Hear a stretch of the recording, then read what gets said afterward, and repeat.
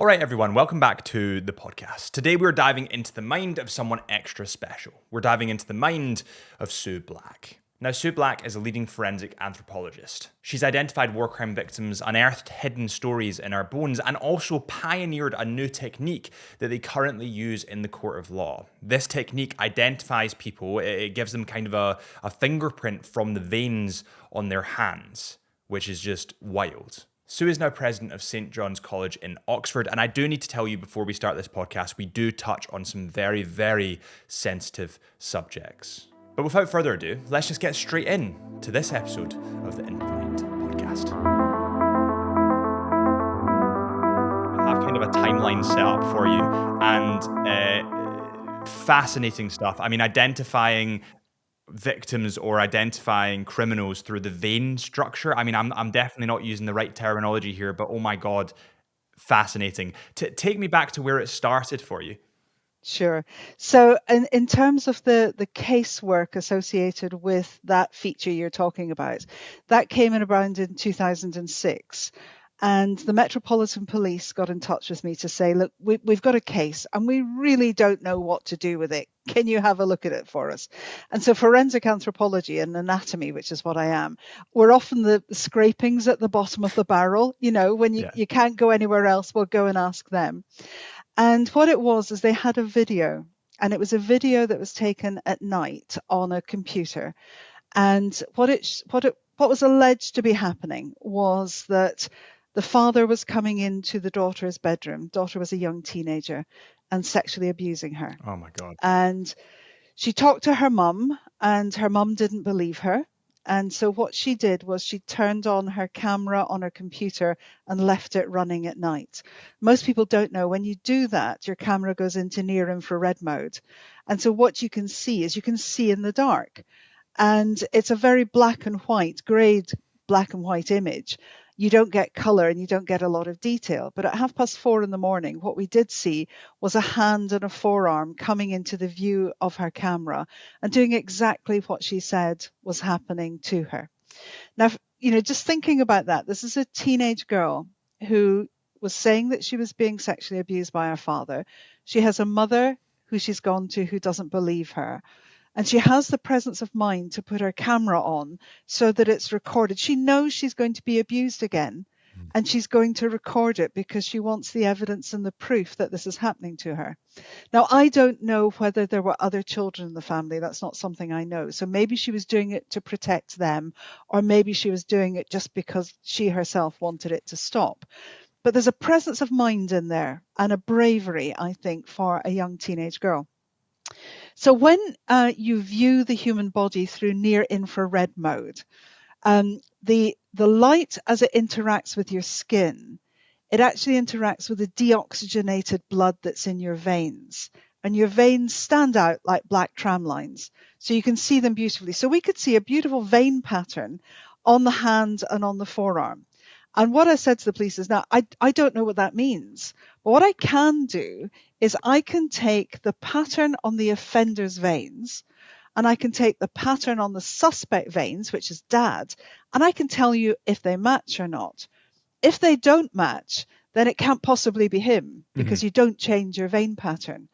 But if they do match, I don't know what that means, because we've not done the research. But if they don't match, at least we could exclude Dad. And the police said, go for it. Do the comparison. At least if we can rule Dad out, that's a step forward. Yeah. So when we did the comparison, of course, they matched perfectly. And I don't know what that means because this wasn't my area of research. I'm talking as an anatomist. And we know in anatomy that when you're looking at the distal end of the limb, the first vein that we know is going to occur is the one that's in the elbow, the crook of your elbow. That's the one that kind of pops out that you take blood from. That's right. And that's why they do it, because they know it's going to be there. Right. Because that's one that's consistent. All the other veins, the further away you are from the heart, the more variable your vein pattern is.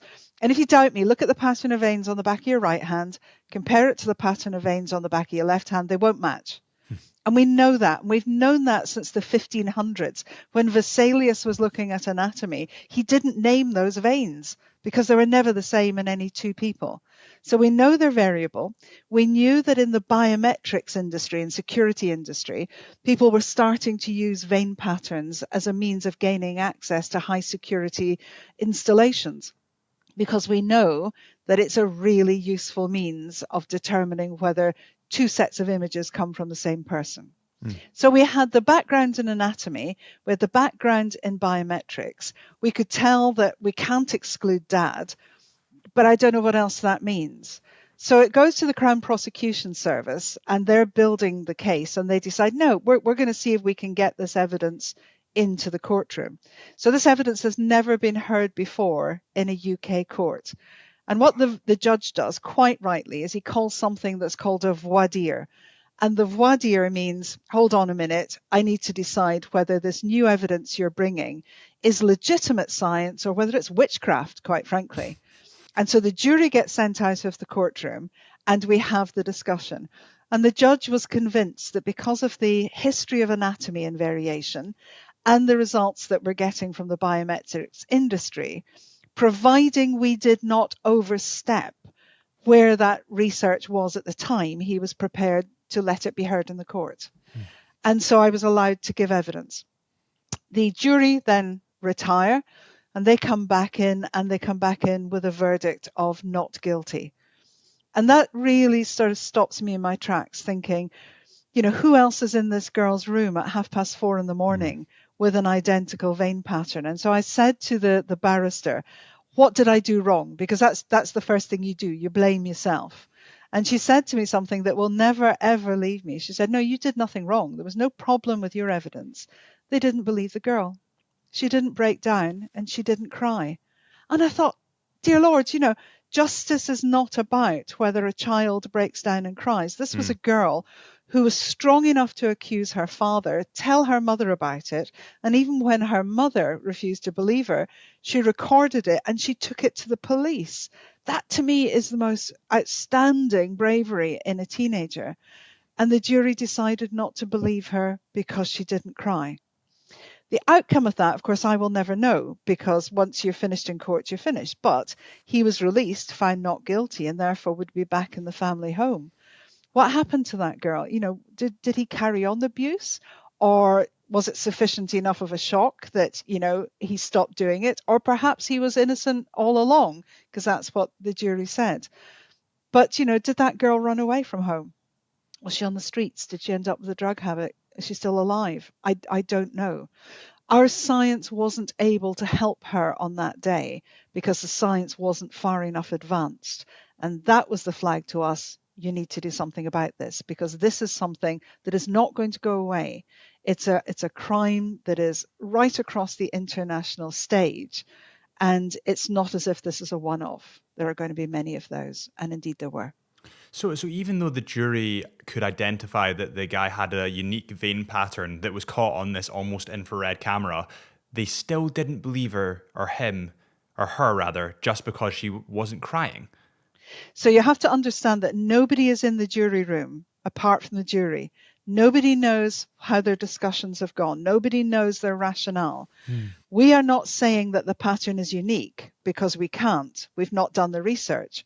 All we can say is the patterns match.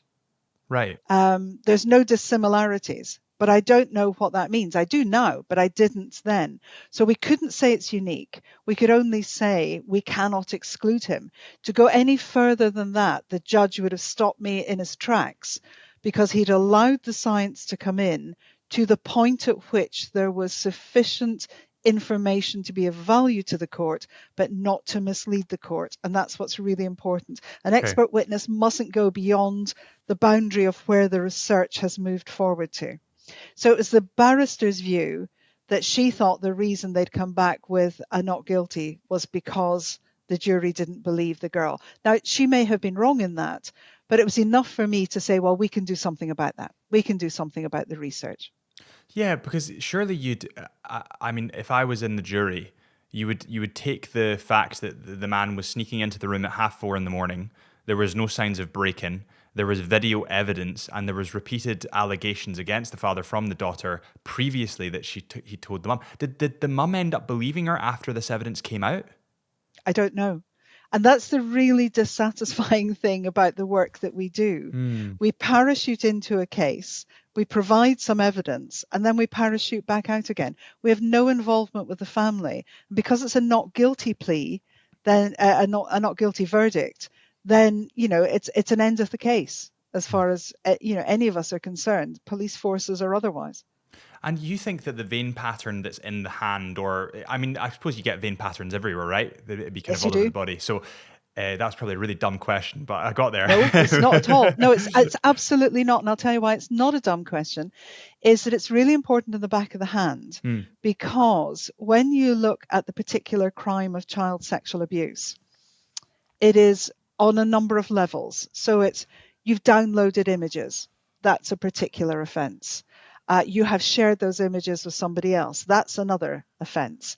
Or you are the person taking those images. You're responsible for the offence. That's the highest tariff if you're found guilty.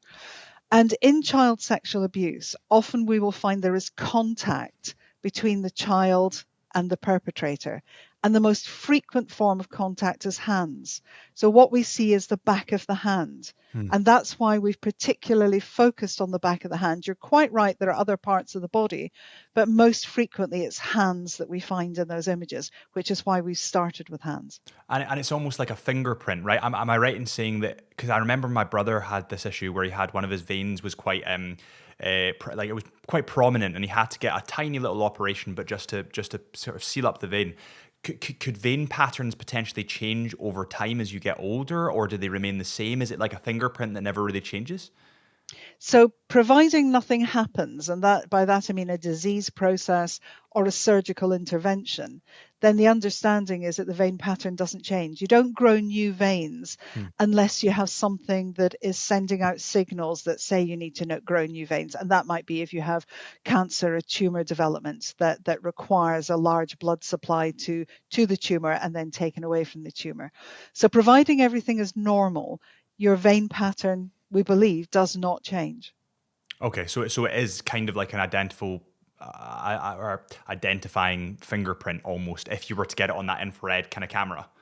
Yeah, well, and you don't have to just get it on an infrared camera, because you can see the vein pattern on the back of your own hands. It's just that very first case happened to be near infrared. Most of the cases, in fact, since then, we've never had another case that's involved infrared. They're always visible light. So it's, can you see the veins? And most of the time, providing your hands aren't particularly fat, or they're not very, very hairy, or you're not covered in huge numbers of tattoos, then your veins are often quite visible. Yeah, okay. And so what happened after that? I'm guessing after that case, was there more advances in the technology that you could use to identify these veins, and more court cases that started to involve this kind of new evidence, if you could call it that? So the trouble is, once you've done it once, then it becomes a source of conversation around people going, oh, I've got a case that could do that. And literally just a few weeks later, again, it was the Metropolitan Police. They said, we have a case of an individual where we've seized their computer and their phones. We've downloaded images on there, which are what are called first generation images. So you must bear in mind that the police look at these images. How they do it, I don't know, but they look at it all the time. And quite often you see the same image turning up in different caches of images that are downloaded onto computers or phones.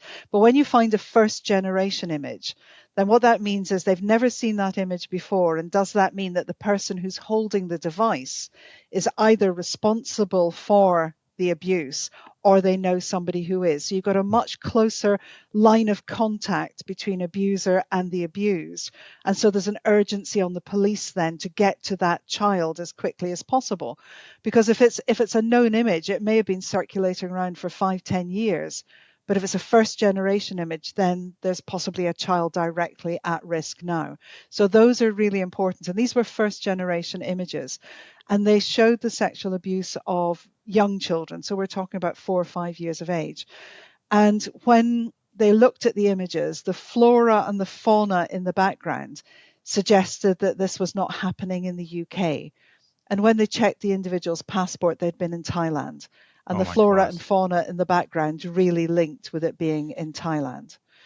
So the question was, is the person committing the offence? It's exactly the same question, the same as the suspect they're holding. But in this individual, we've got no vein patterns.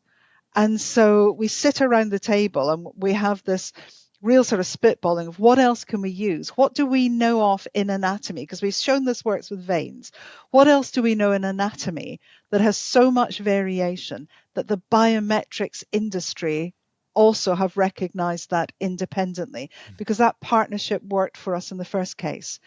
Was it going to work for us in the second case? And this was an individual called Dean Lewis Hardy. So it's been out there in the press. It's very well recognized. And what we had for him was the pattern of skin creases over his knuckles. And if you look at those patterns of skin creases, they're different in every finger and they're different across both of your hands. And they're not the same in mums, dads, brothers, sisters, or identical twins. And we know the biometrics industry already looks at skin crease patterning as a means of identification. So we said, well, let's do much the same as we did in the first case. Let's look at the pattern of skin creases on the offender, and then we'll look to see, do they match on the suspect? If they don't match, it can't be them. So we're still looking at exclusion. We're not being able to say with any degree of certainty or probability that the individuals are matching. We're just being able to exclude. And yet again, what we had was all of the skin creases matched perfectly. What we also had was a scar on the left index finger. And scars, if they're accidental, occur in any number of places. The orientation of them, the size of them, the way they've healed, all of that has variability. And he had what we call the MH1R gene, which means he had freckles. Trust me, as a redhead, I know what that means. And we could actually map the pattern of his freckles because we know in the clinical literature that where freckles occur is utterly random. It's a genetic predisposition towards having them, but where your freckles are, completely random. So we had 3 sets of anatomical features from entirely different origins: the skin creases, the scarring, and the pigment pattern. And so we wrote the report. And when the report went to the defense, he changed his plea. And that was a real move forward, because never before has someone accused of being a paedophile changed their plea on the basis of a report on their hand anatomy. And so he was found guilty and he was given a 6-year sentence, which was the maximum, I think, at that time he could get, because it was first generation images. Interesting to us, one of the television programs decided they were going to do a documentary called How to Catch a Paedophile, which I thought was a really bad idea, but I was wrong in that they put it out. And a number of people came forward saying, I recognize him. He abused me when I was a child in the UK. Oh my God. And so other charges were brought against him and he was given a much longer sentence. So for us, it was about showing the processes and procedures of anatomically what we were doing worked. And then it was about what's the next case. And the next case viewed something entirely different again, which was in Scotland. And it was one of Scotland's largest paedophile rings. And we had the skin crease pattern on the back of the knuckle. But what we also had was an anomaly of that little half moon that you have at the base of your nail. And it was unusual. And by that time, we had started to collect images. So we had a database. And we could go back and say, we don't know what this means with the knuckle creases yet, but we can go back through our database of 500 individuals and say nobody else has this pattern. So at least we can say it's at least 1 in 500 is the sort of anomaly of this.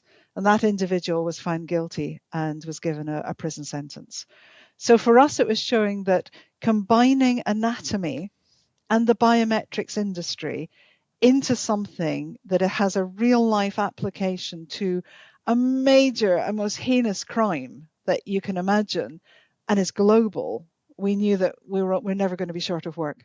Chisholm Hunter are the sponsors of the Into the Mind podcast, and without Chisholm Hunter, we would not be sitting here today. Honestly, if you like luxury watches or luxury diamonds, Chisholm Hunter is the place to go. Amongst the luxury watch industry at the moment, there's tons of fakes kicking around, which is a really dangerous place to be. You do not want to buy a fake watch and get conned into buying a fake watch. And that's why people normally go to authorized retailers. Now, Chisholm Hunter is an authorized retailer, and they're authorized retailers for Omega, Tudor, Vacheron Constantin, Blancpain, Breguet. The list goes on and on and on. So if you want to buy a watch safe and securely, then head to chisholmhunter.co.uk. To top that off, they're also family run, and they've been going for over 165 years, which is pretty awesome. So head to chisholmhunter.co.uk for a luxury watch or your next luxury diamond. And while you're there, use the discount code CHSUB, that is CHSUB, for an exclusive discount on selected lines. That is chisholmhunter.co.uk, that is chisholmhunter.co.uk. And on that note, let's get back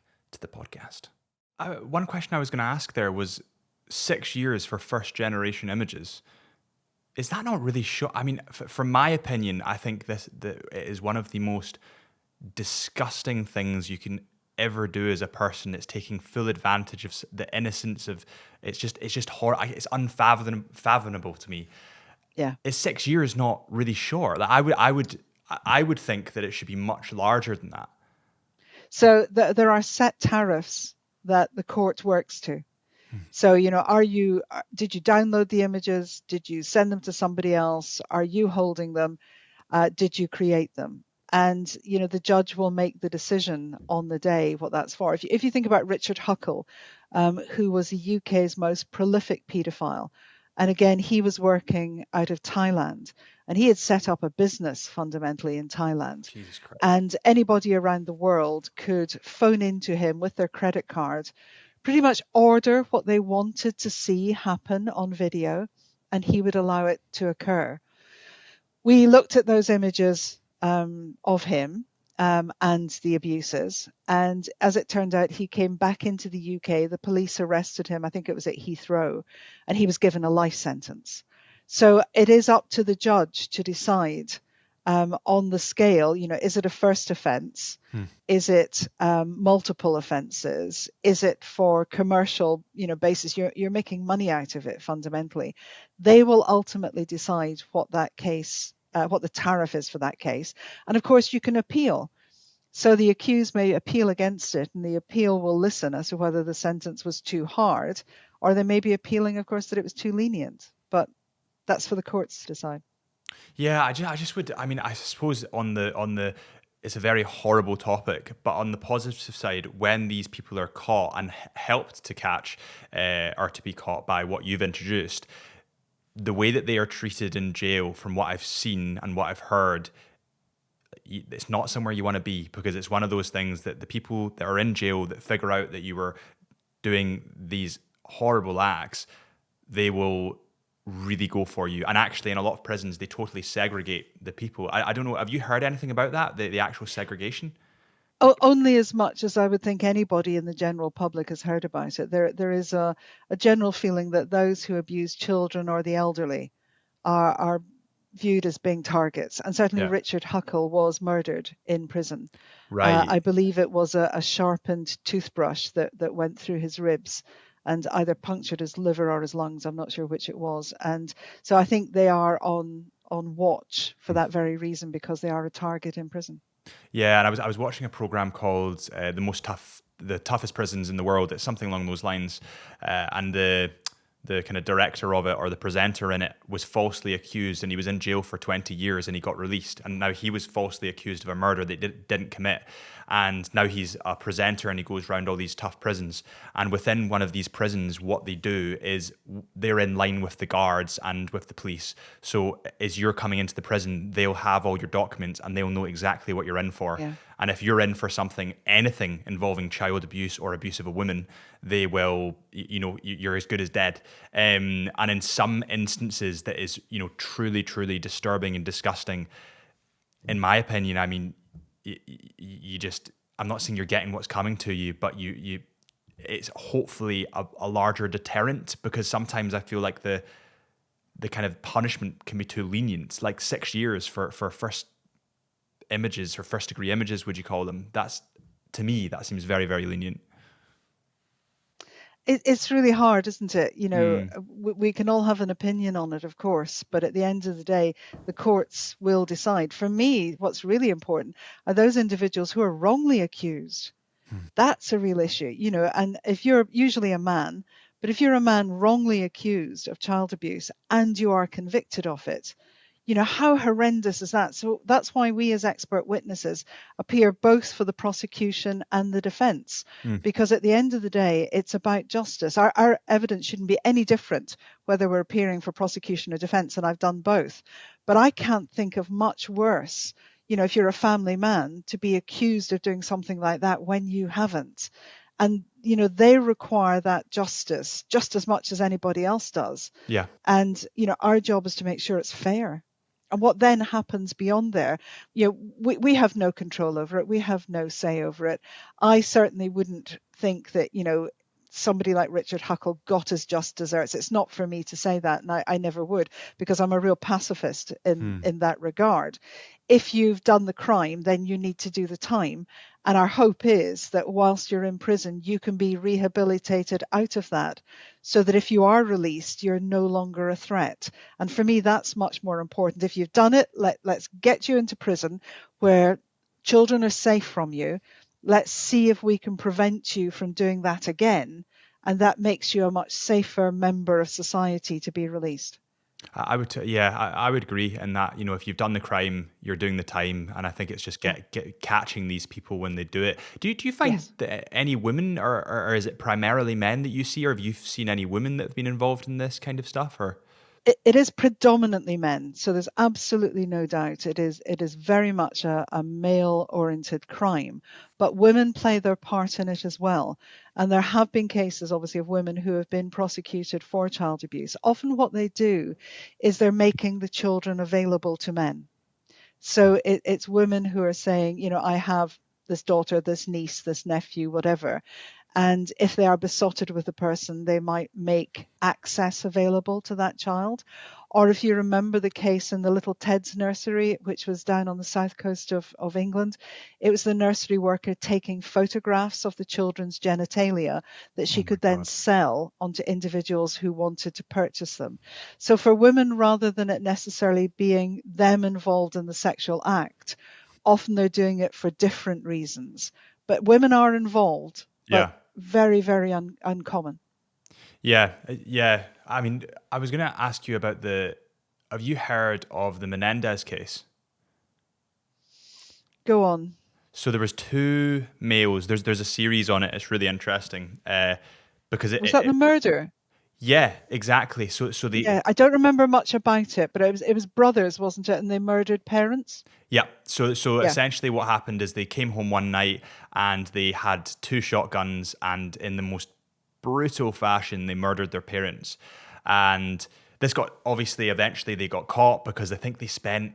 Don't quote me, but I think they spent like £250,000 straight after the murder. So Okay. people assumed it was maybe about the inheritance and it was about the money that they would get. But when they started going through court, it transpired that there was, very strong sexual assault allegations from the father to the son. And the mum was not the instigator. She wasn't making it happen, but she knew fair well what was happening and wasn't doing anything. So it really muddied the waters between, these two people brutally murdered their parents, but also they might have been under so much psychological stress from the fact they were being sexually assaulted that they were kind of pushed into it. And it's interesting because it plays both sides of the story. And, in order to do something that brutal and that lacking of humanity, something really wrong must have happened, or something really fundamentally, the kind of tectonic plate of your life must be really skewed because of something that's happened for you to do that act. But it's really, really interesting. You should definitely watch it because it plays Thank you. both sides of it. And now what's happening is the Menendez brothers, in light of new evidence and in light of the kind of Me Too movement and all these kind of things, their case is now being reviewed, and they might be released a lot earlier than they thought they would because I think they were on life sentences. But what's really interesting there is that there's a couple of things really interesting in that story. And I say it's not one that I know particularly intimately, but that issue of, does the abused become the abuser? And the answer is not necessarily. So there is no real indication that if you've been abused as a child, you will become an abuser. But there is a lot of evidence that says if you've been abused, that trauma is with you for life. You listen to the individuals who are victims of Jimmy Savile, for example, because it happened to them 30 odd years ago, it isn't any less raw now than it was then. And what we forget is that every incident of abuse leaves that scar on somebody. And some people manage to bury it a little bit better than others, but it's never far off the surface.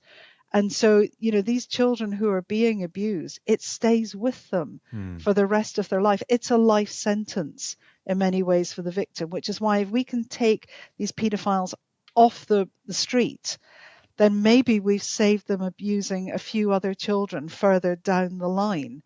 And just being able to interact as swiftly as possible. But, that issue of abuse and abusers is really an interesting one. And it's interesting as well because the older brother came out and said that he had actually been abusing the younger brother in the same manner that his father was abusing him. So it's learned behavior, and it becomes learned behavior. I'm not a psychologist, but learned behavior that almost normalizes because it's what you expect. With the wife, what you've probably got is a differential in power. So she knows dad's doing it, but can she step in? Because, what will dad do to her? So there may be fear for her, or if she's been abused by him, then, you've got that differential in power. It is in many ways, I'm still convinced that abuse in many ways is not so much about sex, although that plays an important part. I think it's really about power and it's about control.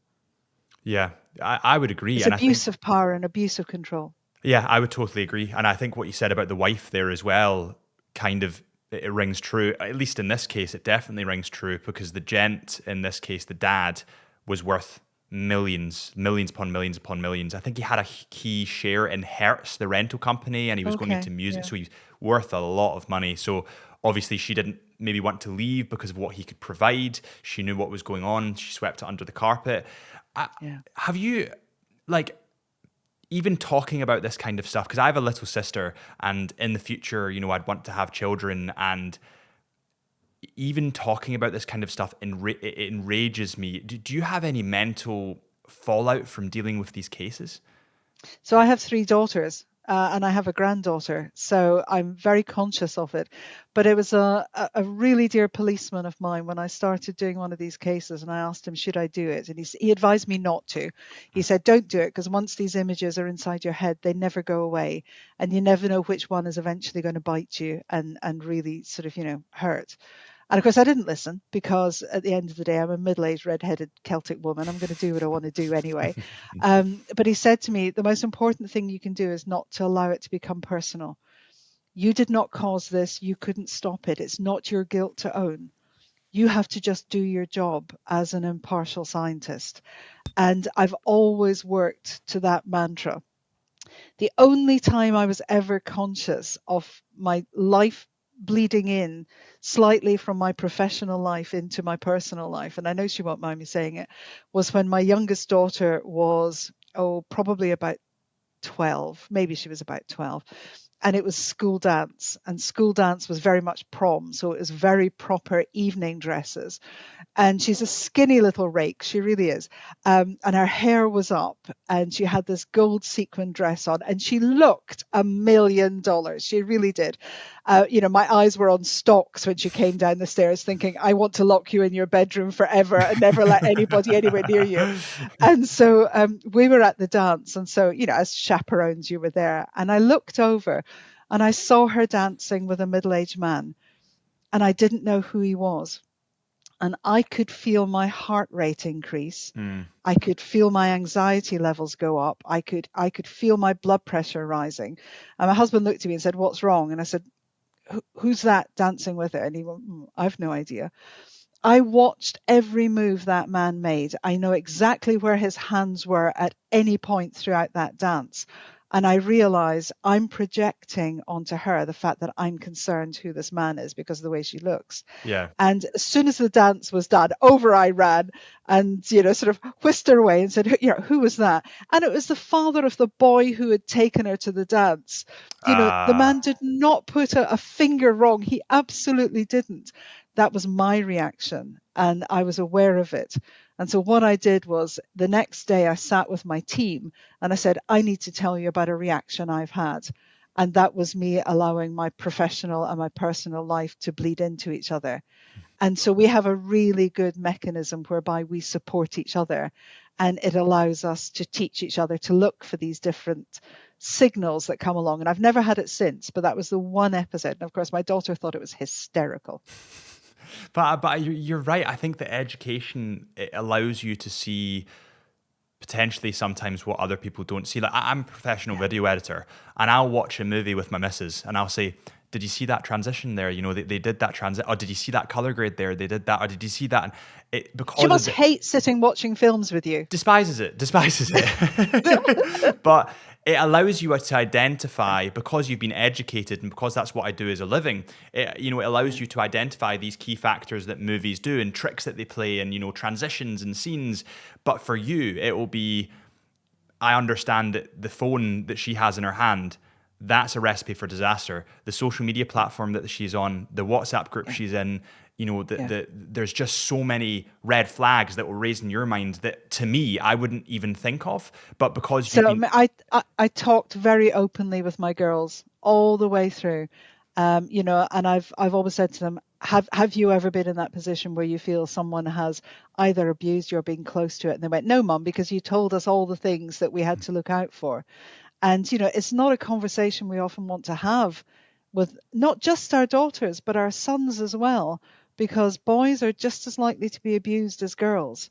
We don't have those conversations, because there was the one case that we did, which I think was Birmingham, but it might have been Manchester. So please, correct me. And his name was Sanaga, and he was young men. Jeez. So what he would do is he would go out. So he was a student, and he would go out and he would spike somebody's drink. They would then think, oh gosh, I'm drunk. He would befriend them and say, look, you've had too much to drink. My flat's just round the corner. Come on round and just crash there. And the person would crash, literally, wake up in the morning, not know what had happened, assume that they just drunk too much. And unbeknownst to them, they were being, and that it was obviously done in such a way that there was no violence, or they would have been aware of the pain associated with it. It came to light because one of the individuals that he had drugged was not fully under, and so he came around in the midst of being beat 7 bells out of the chap, who then ran out of the flat, and the police were called. They arrested the man who subsequently we know was being, but that led to the incident of saying, well, no, hold on a minute, this is what I woke up to.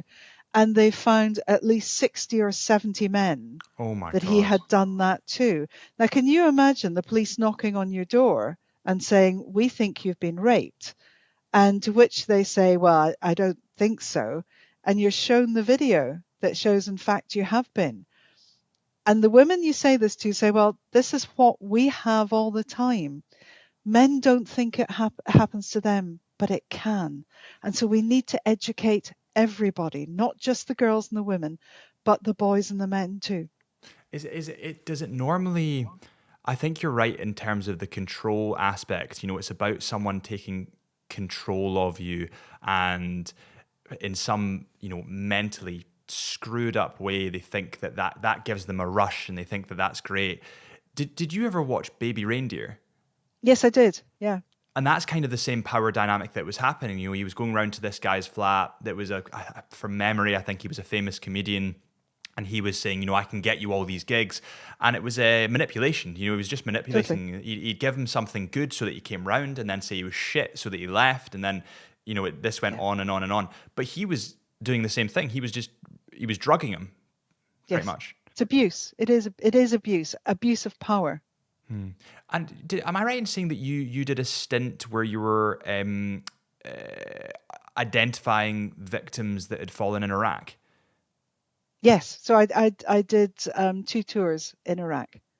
Right. And how did they go? What was is it the same Well, kind of? you never want to put a redhead somewhere that hot, do you? I mean, so I'm the the same. government used to send me, yeah, the government used to send me to all the hot places in the world, which is just, hell on earth for me, let alone just stepping off the plane is horrendous. The first time we were out there, we were looking specifically for 2 individuals whose bodies had gone missing. And if you remember Terry Lloyd, who was the ITN reporter, Yeah. he wasn't embedded within the military. So he was an independent rogue reporting team, which was not a wise thing at all.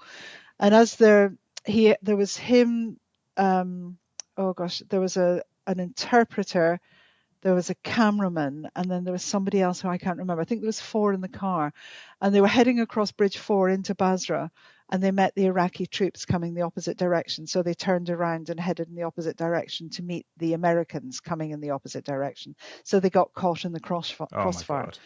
God. The car got taken away by the Iraqi forces, and I think when they realized Terry Lloyd was the reporter that he was, his body was released back.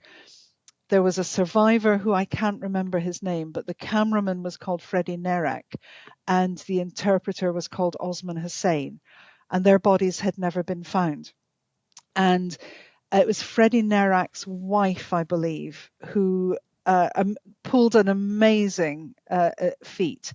It was at a press conference in the White House, and she had got all of the press to agree that when there was a call for questions, nobody else would put their hand up apart from her.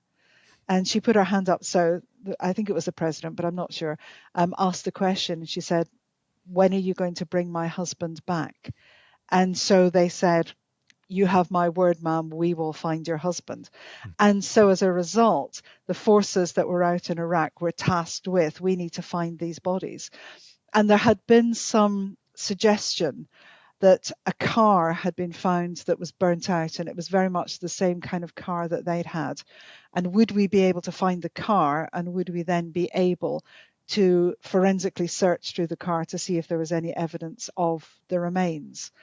And we were able to find some fragments of bone in the footwell of the car, because when the car had gone into flames, chances are what happened was that the shoes would have melted onto the floor of the car. And so when the bodies were pulled out, the lower half of the bodies remained in the car. And that's why we were able to find some of the fragments. So it's those kinds of things that we were doing, trying to identify and find people who had been listed as missing. That is. I mean, did that have a mental impact on you? This is my job. But do you think, like, everyone has everyone chooses their career and everyone has jobs, but I think some jobs take more of a mental toll. I mean, being a policeman, especially in America, it must be terrifying, and it must have a huge mental toll. Being in the military must have a huge mental toll. Being in the court of law, being a lawyer, seeing all this, especially criminal law, must have a huge amount of mental toll. Do you ever feel that? Do you ever feel like that kind of weight a little bit, or is there any days, or do you just kind of segregate yourself from it totally? So I think I've now got to a stage in my career where I've done enough. It's not that I've backed away from doing most active cases now, and it's not because I've reached a saturation point or anything. I've just moved on. My job was to train the teams coming behind me. And there comes a point when the old girl has to fall off the perch so that the younger teams are there to do the job. And, it's a young person's job jumping in and out of the back of a Hercules or a Chinook helicopter or going down a hole in the ground. It really isn't for old biddies like me. It really isn't. Not So at there all. comes a point. Well, no, that's how I feel. So there comes a point where you have to say enough. And I've done that, but it's not because I've reached a saturation point of thinking I can't cope with this mentally anymore. I think I was very lucky in my career that I was desensitized, but that doesn't make me cold, but desensitized to it along the way. And I think being an anatomist helps because you spend your entire life with the dead. And so it takes away, first of all, that fear of the dead, because that's what your job is. And when you go into the mortuary, you have a specific task that is saying, who was this person? What happened to them? You're not involved in their world. You're in a different world, and you have a skill set that you have to bring to it. You will tell the police about that, and they will tell the court about it, and they will all do their job, but you only do your little bit. And it's that back to that piece of advice that I was given. I can't own the guilt. I didn't cause it. I couldn't stop it. I'm just a tiny cog in this big wheel. And if I don't do my job properly, then things will go wrong. But if I do more than my job, things will go wrong as well. It's not my job to be outraged. It's the public's job to be outraged. It's the government's job to be outraged. It's not my job as a scientist. My job as a scientist is to do my job. Yeah, you're a braver woman or person than I, because That's kind of you. I think that I would get extremely attached, and I think that I would really struggle to let things go. I mean, the story you told me at the start about this little girl that's recording this man coming into the room, if that had happened to my sister, that's just I would be in jail, because but it didn't happen to my sister. It happened to somebody I didn't know, and I couldn't have stopped it. But it was my job to look at the evidence, and if the person was guilty, help to put them away, which we didn't do in the end. So it's knowing where that boundary stops. If I become personally involved in a case, then I am not being an objective, impartial scientist, and I'm dangerous to the case. Would you back out the case in that case? Would you say, Yes. listen, I'm getting too emotional here. I need out. Yeah, I never have, but I Yeah. would. Or if there was a personal reason for it, so somebody I knew or whatever it may be, no, absolutely walk away from it, because my job is not to impact on justice. And if I can't become an advocate. That's the job of the courtroom. All they want from me is, where's the evidence? Did you recover it? Did you analyze it? What did you find? What does it mean? And I can't impact on it more than that. But yes, because you need to remain impartial. I suppose, is it the same as doctors, where, doctors, if they know somebody that's in critical care, they'll say, no, listen, I can't deal with that one. It's the same kind of thing. You say, listen, I know somebody that's involved in this case. I need to steer clear, because that emotionally brings ties into it, and then brings your prejudice into it. Right, got you. And has there ever been in any case that you've been in that's been particularly, I suppose, bizarre in its nature? Like, have you ever been in a case and you've thought, oh, I really don't even know where to go here? Oh gosh, almost every case does that, because every case is different,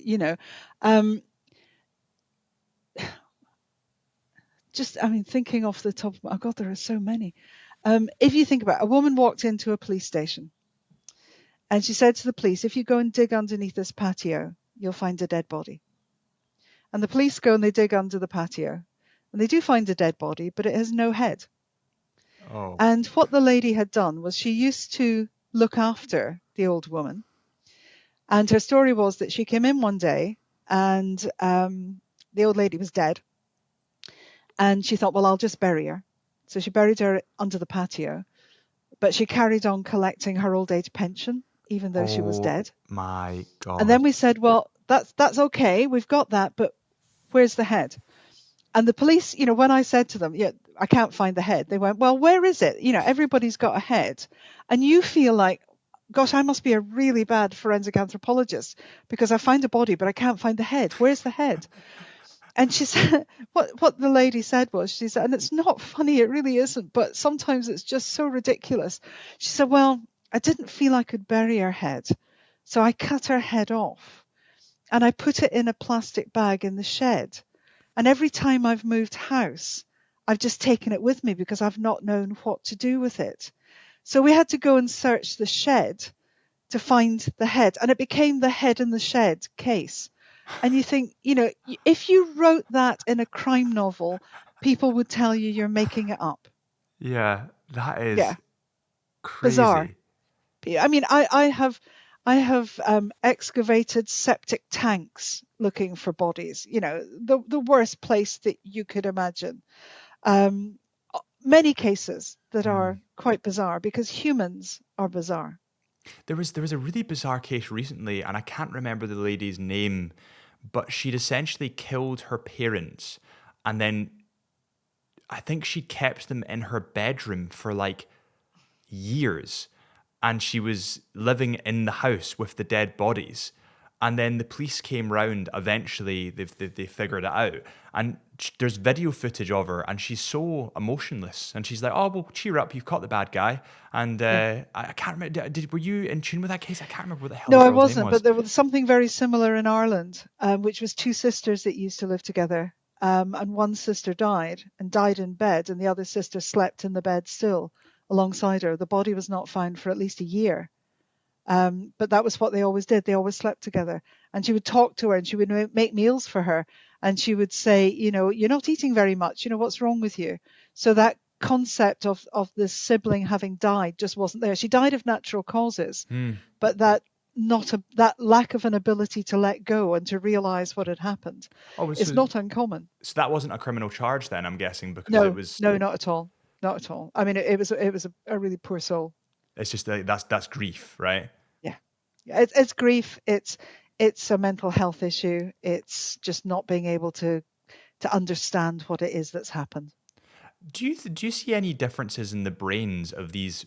Whether it's a pedophile, whether it's a murderer, whether it's a hugely, a large caliber of criminal. Do you see differences in the brain at all in terms of like what?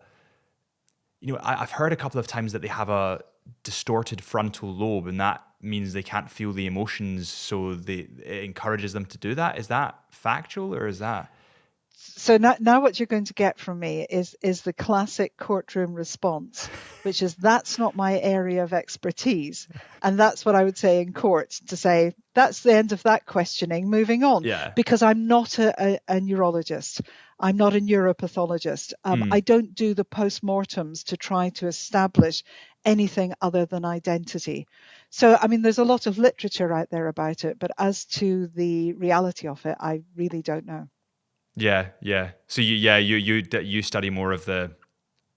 My job is about identity. Who was that person when they were alive, more than anything? And sometimes it's about being able to piece together the manner of their death, which will help the pathologist to be able to determine what was the manner and the cause of death. Because we as scientists cannot give a cause of death. That can only happen by the medically qualified pathologists. But we will effectively be able to say, well, I think this is the gunshot entry. I think this is the gunshot exit. And they'll look at it and go, yeah, I think you're right, which tells us it's a through and through execution shot type thing. And if the skull is in 100 pieces, my job is to sit and piece them back together again to be able to see where that entry and that exit wound is. What was it like when you first started going into these court cases? Because I'm guessing like things have changed now, but especially I'm going to say 20 years ago, it was more of a male-dominated thing. I think courtrooms were more male-dominated. There was more lawyers that were male-dominated. Like, did you ever feel like it was male-dominated when you were walking in there? Was there ever a sense that you were maybe at unease that it was predominantly a male-dominated industry, or did you always feel like this is what you wanted to do? So my father was an ex-regimental sergeant major. A very typical Scotsman of his era. And my mother was a very typical Scotswoman of her era. So my father did man's things and my mother did, women's things. And my father was really enlightened because he never told me I was a girl. And what I mean by that is he expected me to sit at the back door and skin rabbits with him. He expected me to help him French polish a dining table, but he also expected me to be in the kitchen helping my mother bake a rhubarb crumble, so that I never grew up with that concept of I was a girl and that there were things that girls were supposed to do, because neither my mother or my father ever dealt with my sister or I any differently. We were expected to be able to do everything.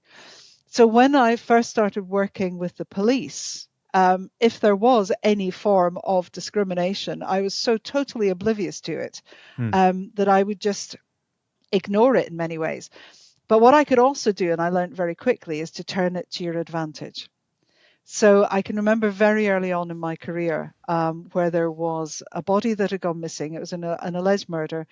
The body we were told, had been cut into a number of pieces, so dismembered, and distributed in bins around the city.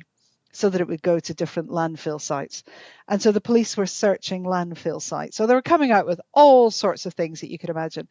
And the pathologist was getting really fed up of another bag of bones coming in from another landfill site, that he said, let's get the girl down from anatomy. So I was the girl who got brought down from anatomy. And the first policeman that I met there was a really miserable sergeant. I mean, he really was old-fashioned miserable. And he looked me up and down, and you could see in his mind he was thinking, slip of a girl, what the heck does she know? And because I'd spent my teenage years working in a butcher shop with the public, I knew how to handle the public. So I thought, whatever I say, he's not going to believe me. So what I did was I took the bones that he'd given me and I put them in a plastic bag and I popped them on the radiator while I went away and made him a cup of tea, which is what he expected me to do because that was the girl's job. And I brought him back his cup of tea and I opened up the bag and I popped it under his nose and I said, what can you smell? And he said, well, that smells like roast lamb. I said, well done. Actually, these are sheep bones. They're not human. And because he'd solved it, not the girl, he thought, oh, she's okay. And by the time we'd finished that case, we were on fantastic form between us. And he agreed that he'd handled me pretty badly in the sort of outset. But, you know, we've got ways of turning people around to the way that we want to think. I had it in Kosovo. I arrived in Kosovo and we had a head of our team who was very much an alpha dominant male police officer. And we also had a French military head personnel who was equally alpha male, testosterone dominant. These two men hated each other. It was like rutting season. There was no way they were going to give each other half an inch of space because they hated each other.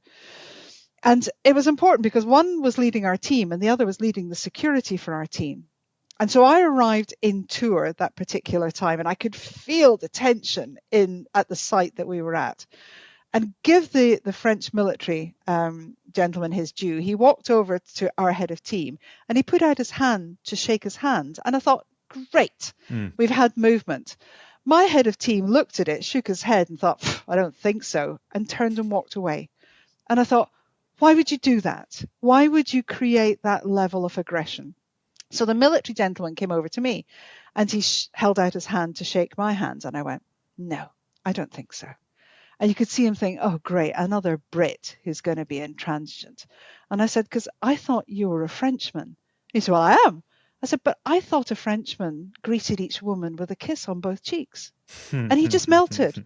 And so I got a kiss on both cheeks, which meant I could liaise with the military commander and I could liaise with my head of team.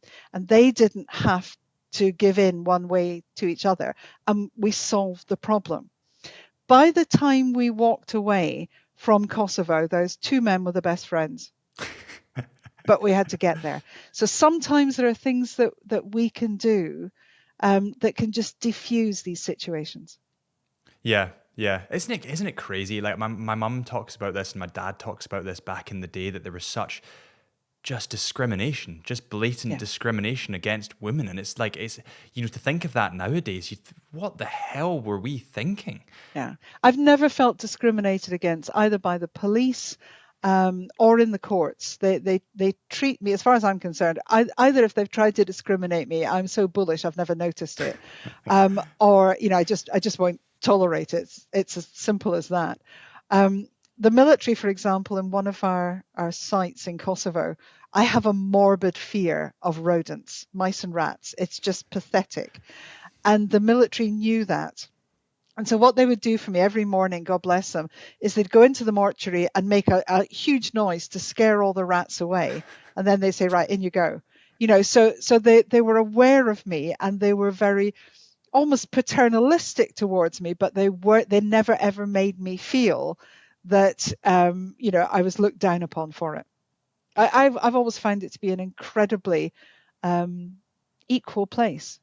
Yeah, and I think anyway. that's exactly how it should be. And I think, have you ever seen any, and again, this is maybe getting away from your expertise, but it would be interesting to know your kind of view on this.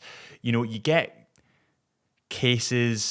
court cases that everybody knows the guy. O.J. Simpson's perfect example. I mean, he was proven innocent, but the odds are that he was guilty. Is there ever any cases that you walk away from and you think, I mean, obviously there was that one with the little girl, but you ever think that's not right? Something's happened here. Like, is there a? I know that within politics, I was listening to this podcast with Boris Johnson the other day, and he was saying, "Oh, well, I was offered a job if I put this policy in place," and it's just corrupt. And I'm thinking, does the court work the same way? Is it kind of like, listen, if you get this guy off or give him a lesser sentence, you'll get X, or like, can you see it working that way? No, I think if you want a really good example of that, the book that's just come out very recently, which is called Lucy Letby Unmasked, I think it is, written by two journalists. What a brilliant piece of journalism, because they are showing both sides of an argument, and you can see by the end of the book they don't know whether she's innocent or she's guilty. And in many ways, the jury have decided, and that's the end of it. But there's so much else around the case that just doesn't stack up. And that's a really good book to go and read if you haven't. I was really impressed with it, I have to say. We stay out of it because that's not our job. The honest truth is, what the court does is for the court to decide. And if there's been a miscarriage of justice or a retrial is required, then there will be reasons for it. What's really interesting about the Lucy Letby case is that there's such a swell of external voices coming into it, whether they be other expert witnesses who weren't involved in the case or the public who have a view. I think that's going to be one to watch. And it's not necessarily about her guilt or innocence. It's about the process in the courtroom. And sometimes that process in the courtroom is really alien to a lot of people. They just don't understand what on earth is going on. That's because the courtroom is the home for lawyers. It's their game, it's their ball, it's their rules, and the rest of us just have to fit into it. Sometimes it just doesn't seem to make any sense, but it is the law. Do you think that the external media, just from your point of view, do you think the external media, social media, the news, do you think that impacts a case? Like, I look at the Menendez case, and while that was ongoing, there was so much publicity about it that that could potentially sway your opinion. If you were being reinforced on Instagram and TikTok and Facebook, this guy is not guilty because X, Y, and Z, you might go in there with a different opinion and you'd still have a prejudice before you've actually seen the case. Perfectly true. And it's one thing that the judge will always direct the jury on when they're being sworn in, is to say, you will come with ideas. You need to leave them at the door. You need to not be on social media. You need not to be researching this case while you're on the jury. You can only go on the evidence that you will hear in this room. And if I find you are sharing things on social media, I will charge you with perjury. So, the jury are very, very heavily schooled on what their job is and what they're allowed to do and what they're not allowed to do. Now, that's all well and good, but human nature being human nature, people will have gone in with a preconception. People already will have ideas based on their own experience, because none of us come to the courtroom as a blank sheet of paper. We all come with our prejudices. We all come with our opinions. And it's a really, really difficult job to be a member of the jury, but they are the most important people in the courtroom. And we need to remember that they are lay members of the public. And so they will be influenced by lots of things, and they won't understand what is going on in the courtroom in a legal sense. And we, as expert witnesses, our job is to try and help them understand in a scientific sense. But we ask an inordinate task of those members of the public. And the vast, vast majority of them take it incredibly seriously, because it's not like the television.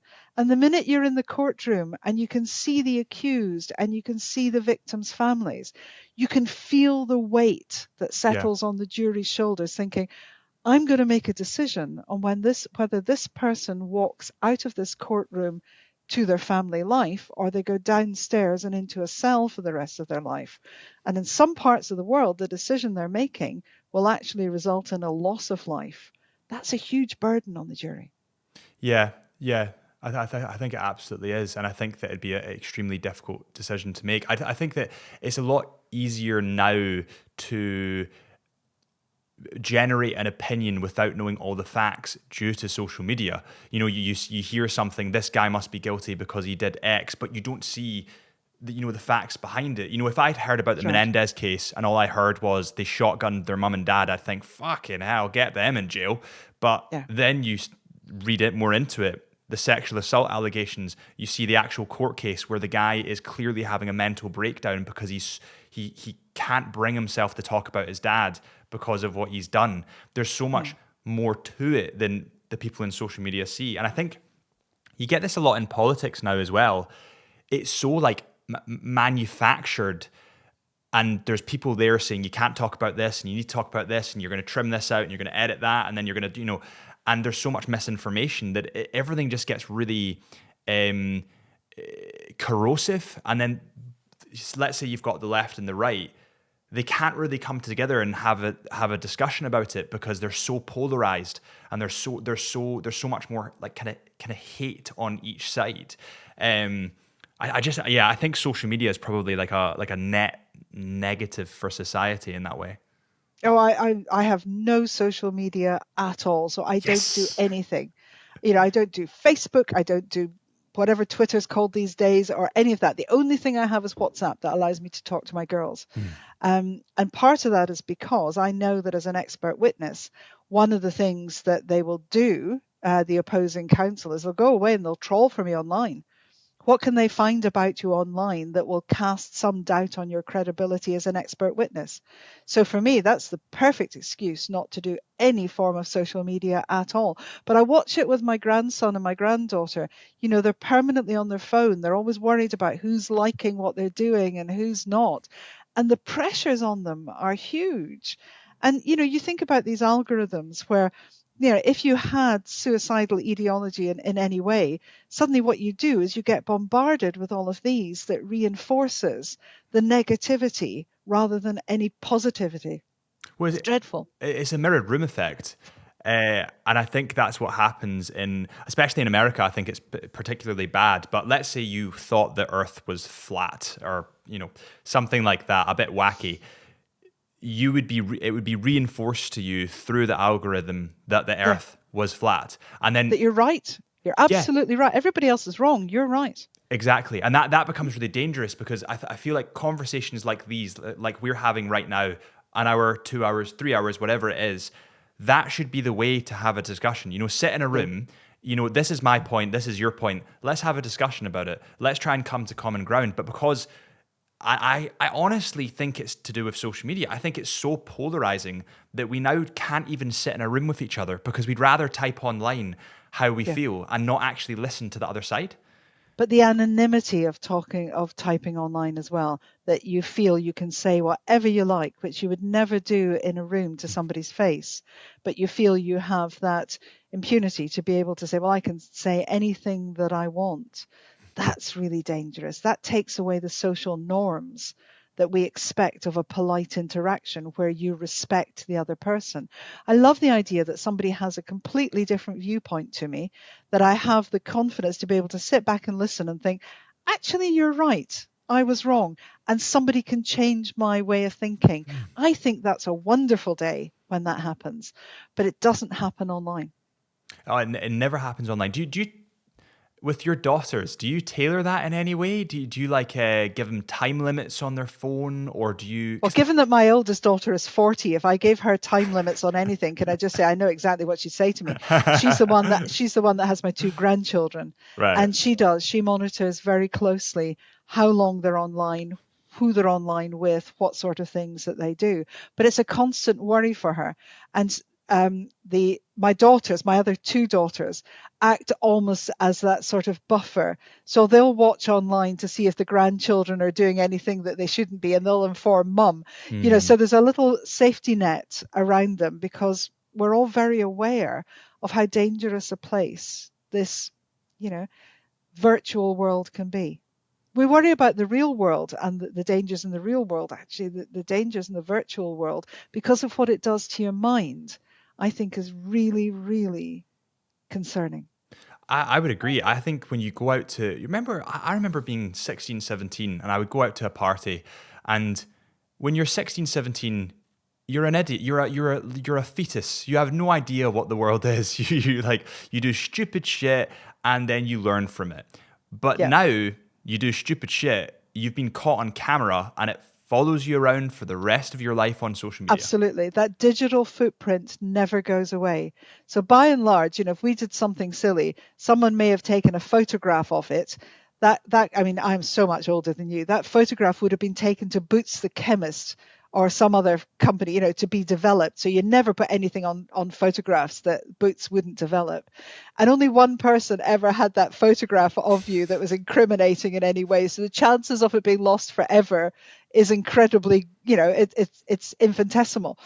Nowadays, anything that's online is there almost forever and can be trolled forever. So you're never allowed to forget your mistakes. People will always bring them up to you and you never escape from it. And as you say, when you're young and you don't really know what you're getting into, you're maybe following people who are, not necessarily the best influence on you, then you can find yourself in a really difficult situation that you can't get out of. Yeah, and I find it really sad. Like I see some cases of, people, famous people, YouTubers that are obviously, a lot of them are a lot younger, and somebody goes through their, I don't know, Twitter and finds a comment from when they were 13 years old, and they say, well, he's racist, and you think, well, the guy, like, he's probably heard something on a movie. And he's probably just repeated it because, like, I know for a fact, like, I was so easily influenced and easily led when I was, 13 all the way up to 18. It's only at really 21, 22, 23 when you start thinking, oh shit, right, okay, I'm not going to do that because that has consequences. The risk-taking element of being young is a superpower, but it can be really dangerous, especially in the online world, because it's never going to go away. No, never going to go away. My youngest daughter was born aged 40. And so she very much became the sensible parent to her older sister, her next sister up in many ways. And I was the same. I was always born old. And, we're the sensible ones who don't do that. And we're always there to make sure that those who go and do the things they shouldn't do have got the safety net. So you need those boring people like me and my youngest daughter to be there for you, to allow you to go and make those mistakes safely. Yeah, exactly. And then identify them, have a chat with you. Have you ever been in a case where social media has been an influence that you've like felt it within the courtroom, where you've seen it's been big enough that social media has had a part to play in it? No, not that I'm aware of. The only thing that I have, just in a sort of funny sense, is because I did a television series quite some years ago called History Cold Case. I was giving evidence in the west coast of Scotland, and I stood up to give evidence, and the judge said, now, ladies and gentlemen of the jury, I know you will have seen the witness on television last night. That's not who is here today. She's here as an expert witness. And I thought, oh my goodness me, I'd never thought that television program could have had an influence. And I stopped doing television work at that point because it was more important for me to be in the courtroom than it was to be thought of as being somebody who's on the television, which I just really wouldn't want to do. I love radio, I love talking, but I don't want to be in front of a camera. Yeah, for sure. Oh, it's scary as well because people, like, I do a lot of YouTube work, and I've been stopped in the street of Glasgow and stopped in London, and people they're normally amazing. Don't get me wrong, like, they're normally want to say hi, but also you're thinking, like, they kind of feel like they know you, or they don't, and it's like, well, it's this really weird medium where you're kind of like saying hi to someone that you've never met before. Normally 99% of the time they're lovely, but what you fear is that somebody not so nice knows your name and then figures out. Absolutely. So we did 2 series of History Cold Case, and people would just come and sit down next to you on the train and talk to you about, whatever episode it was. And they'd say things like, when you said you were heading south across the Tay Road Bridge, you weren't, you were heading north, and you think, sorry, but, I'm not the editor. So that kind of thing used to happen all the time. And the other one was when I was down at that same court case on the west coast of Scotland, I was checking into a hotel. And there was a woman in front of me at the reception, and she turned around and she did that thing, people do that with their eyes closed, thinking, I know you from somewhere, and she said, I know you from somewhere. I said, oh, I don't think it's likely. She said, no, I do. I know you from somewhere. And then she obviously had a flash of inspiration. Oh, I know, she said, you work in Matalan. And so I spent about 5 minutes talking to this lovely lady as if I was somebody who worked in the big pants section of Matalan. And at some point or another, she's going to see me again on camera and think, oh, that wifey from Matalan did awfully good for herself, didn't she? But yeah, it was a bit of nonsense, I'm afraid. But yeah. And it's scary what people like notice though. Like as you said there, oh, well, you were actually going south, you weren't going north, or you were going north, you weren't going south. Like people, everyone's a critic. Oh, everybody. And I had a guy come up to me, lovely guy, by the way. He just wanted to talk about watches, which is what I do aside from this. And he said, oh, I was watching your video the other day. I know exactly where you live. And I was like, shit. I was like, that's worrying. That's worrying. I was like, how the hell did you, because I'm really nervous about that. Like I cover things up. Oh, well, I saw your car, a car registration plate. And then I walked past that car and realized it was, and I was like, holy shit, that is like. Yeah, that's worrying. That's worrying. That's a different scary. level. Yeah, it's a different level. And kids aren't aware of that. Like they'll post things online of their street or of them playing outside the house. And they don't realize that somebody predatory could look at that and think, I know exactly where you live. Yes. So my big advice that I always give to anyone who has a child in the family is that if they have a camera on their computer, put a Post-it across it, because people can hack into the camera and they will watch you in your bedroom. Oh my God. They will know if there's somebody in the house because they can hack into your camera. So stick a Post-it note over. When the camera's not being used, stick a Post-it note over it. That is terrifying. I think I have heard that before. I think Apple, I've heard this quite incredible story actually about Apple. They will give a hacker £1 million if they can hack into an Apple product. And by doing this repeatedly over the years, through the years that Apple have been where they are, they've actually engineered a really I mean, it's never going to be 100%, but they've actually, got rid of all the bugs. Whereas I think Windows, from what I heard, you're absolutely correct. I think Windows are the bad ones, like the bad computers. I wouldn't know. I'm so computer illiterate. It's just advice I give to everyone because, you can never have too much advice if it's got a little bit of safety attached to it. Whereabouts were you from in Scotland? So I was born in Inverness. Right. And then I was brought up, we moved to the West Coast when I was 6, and a place called Strome, which is on Loch Carron. And so it was the most idyllic rural upbringing you could imagine. There were must have been maybe 12 pupils in my primary school, the entire primary school. So, it was a very, very small school and we all knew each other. So we were all a gang. So, in the mornings you'd get thrown out after breakfast and we'd all congregate and off we'd go, doing nothing that we shouldn't do. But, you had the shore down by the loch, or you were up into the hills or whatever. And then some poor mother would get all of us descending on them at lunchtime. And then you'd come home at supper time exhausted and your parents didn't know where you'd been. But you'd not been at risk and you'd not done anything that you shouldn't. It was quite incredible. So I really am a West Coaster at heart. So am I. 100%. I'm staying in Glasgow at the moment, but I love the islands. I love going up to Skye. I love going down to away to Perth. Love Harris, Lewis. I love just the kind of tranquility and silence of Scotland is so beautiful. It's undeniable, and the harshness of the weather coming in, the kind of cozying up with a fire. It's just such a beautiful way of living. Do you miss that now that you're down? Totally. Yeah. Totally. And I won't be down here for long. So, I'm enjoying this role. It's a very, very different one for me. And part of that was about testing whether I could do something different.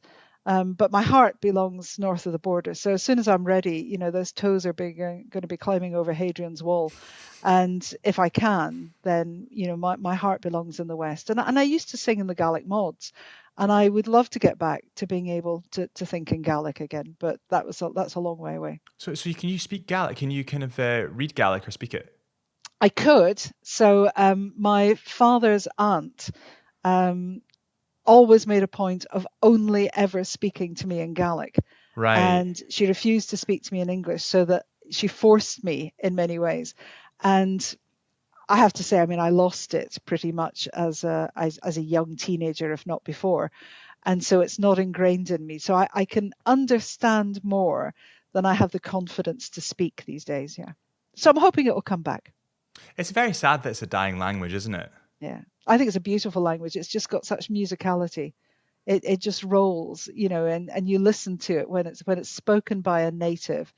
And by that I mean whether they're, a Herach from Harris or they're Lewisach or a Skianach or whatever it may be. There's a lilt. There's a real music lilt that my accent, which is Inverness as much as anything, just will never have that softness and that lilt to it. So my Gaelic was always probably a hard-edged Gaelic, but there's just rolls. It's beautiful.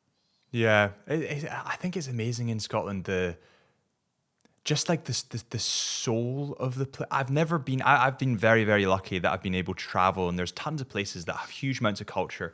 Indonesia, for one, is incredible, but there's just something about the culture in Scotland, the kind of the soul of the place. It's something that you can't describe. And my sister went to Dubai, and I was thinking, I don't really know. I feel like that's soulless. Yeah. Alex Salmon did it well, God bless him. He when he had the Coming Home, if you remember the Coming Home program that he had, that's what works, because with Scotland you feel you're coming home. And it's that sense of belonging. It's that sense of a deepness, a soul, a heart. It's there. It's definitely, there's nowhere else in the world I would rather be. And if you think in Scotland, where would I want to be? It's always West Coast. Oh, it's just stunning. It's beautiful. Have you done the North Coast 500? No, and I haven't, and I probably won't. And the reason that I probably won't is that I hear so many rumours from people that it's just chock-a-block caravans and bikes and such things that I'd probably get inordinately frustrated by it. I think it's great for tourism, but I do worry that, maybe it's just a bit much for what is a really quiet and rural country by and large. Exactly. And when you're traveling around Scotland, at least when I'm traveling around Scotland, that's what you want, right? You want the ruralness, you want the quietness, you want nobody else there, and you want to be in your own thoughts. And I listen to music or podcast, whatever you want to do. The North Coast 500, it's funny, as soon as you put like a name on something, like the Iceland did it, they did the Golden Circle, which is essentially like the Ring of Iceland. Yeah. It doesn't decimate it. It's brilliant for tourism, but in terms of the locals there, they hate it because it's just floods and floods and floods of people. And actually, it's funny. So we did the North Coast 500, my ex-girlfriend and I, and after it, we were thinking, right, we're never going to do that again. But what we will do is, why don't we just take a road on the inside? So you've got the kind of rings, you've got the ring road. Why don't we just take a road on the inside and then stop? Yeah. And we kind of broke up, but I did it. And so nobody there. It was as if you're in Scotland again, but just because it has a name and a marketing campaign around it makes it that popular. So, I've still got some family in Kishorn and in Loch Carron, and they'd say, "Oh, do you want to come up?" And I go, "Not during July and August, thanks. No." Because you won't get anywhere. If you plan going up the Bialach na Ba, then it's just like the M25. It's like a car park, and everywhere's caravans and caravanettes and such things. I think no, I just don't want to do that. It kills the reason that you're doing it. I think you have you ever been to Skye? Oh yes, I was brought up in Strome, so I know Skye very well. You're close to it, yeah. So it's Skye, stunning in summer. Fucking nightmare. It's awful. It's absolutely. I mean, Portree. I'm sorry, Portree. I'm sure it's a lovely place, but it hasn't changed since 1972. No. And it's not looking its best, is it? But it's just chock-a-block with people that makes it worse. Yeah. I don't want to go there. But then you just go out into the sort of hinterland, and it's just amazing, just incredible. Yeah. Stay away from where the tourists are. That's what it amounts to. Exactly. And as a photographer and videographer, that's what that makes sense. We want away from the tourist. That's what we do. We normally just rent a car and do our own thing. Skye, if you go in the winter, it's just, although the weather is that little bit more shit, and it's winter in Scotland, it's so much nicer. So beautiful. Nobody there. No. My father built some of the display cabinets in Ellendon Castle in Dorney. Really? And when we were up just doing a sort of holiday trip one day, I said, "Oh, come on, we'll go along to Ellendon and we'll see, the cases that Grandad had built." There were something like 14 buses outside, and we went, "No, keep going, we're not going in." And I thought, no, can't cope with that. Yeah, it's too much. But again, Yeah, that's probably influenced a lot by social media, yeah, because I remember there was a so I went quite viral when I was a little bit younger. I was maybe 20.